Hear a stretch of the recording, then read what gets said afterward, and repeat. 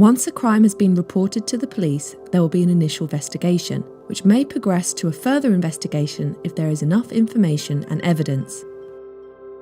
Every reported crime is investigated and looked at individually, either over the phone or in person. The initial investigation is all about gathering facts such as contact details and what happened in the incident.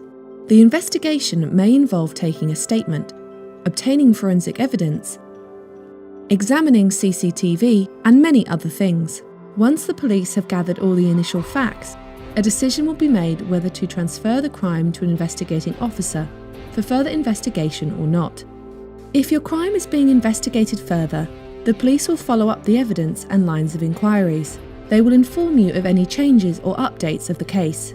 Once an investigating officer has sufficient evidence, they may formally interview the suspect. The suspect is given the opportunity to admit, deny, explain, or make no comment to the allegations.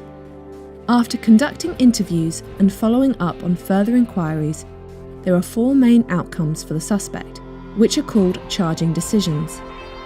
They can be charged, where the suspect is formally told that they will be sent to court; cautioned, where an official warning is given; other out-of-court disposal, such as a community resolution or a fixed penalty ticket; or no further action, otherwise known as NFA for short, which means the police will not proceed with the investigation, as there is insufficient evidence to do so.